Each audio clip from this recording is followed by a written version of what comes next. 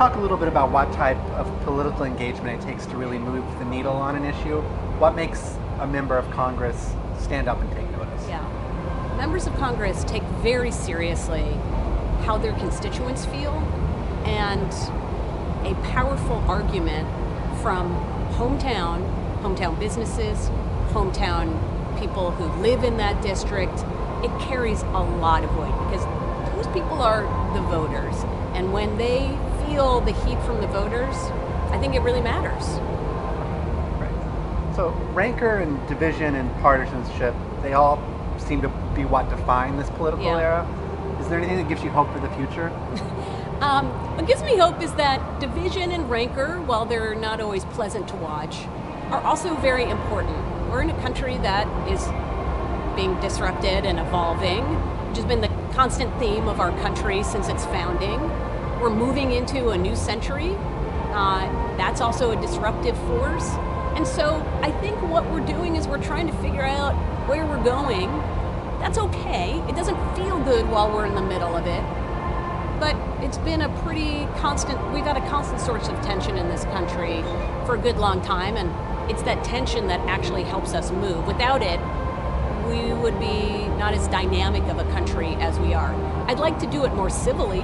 I don't think that we need to be as horrible to each other as we are, and unfortunately I think part of the reason that we can be as disrespectful of people is because we're able to do it anonymously. And the internet and social media has helped to promote that.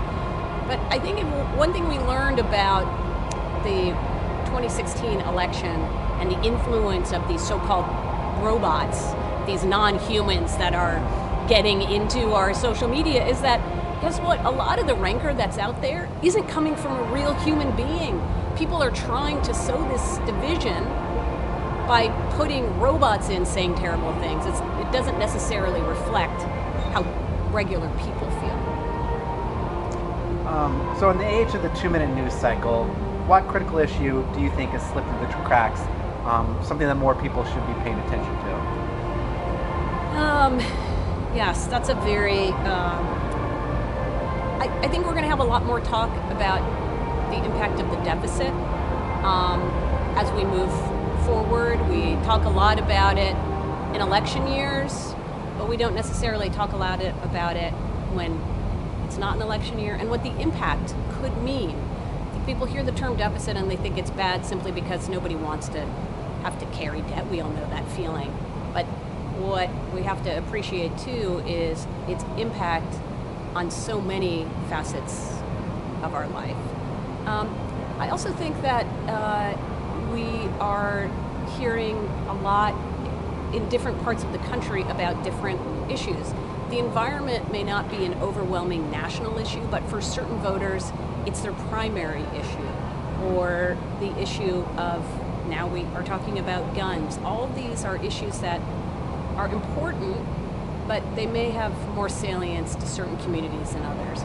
But fundamentally, if you say, what's an issue that is getting just a little bit of attention, but should get more, I would say that the deficit issue could become a real problematic one, fiscally and politically.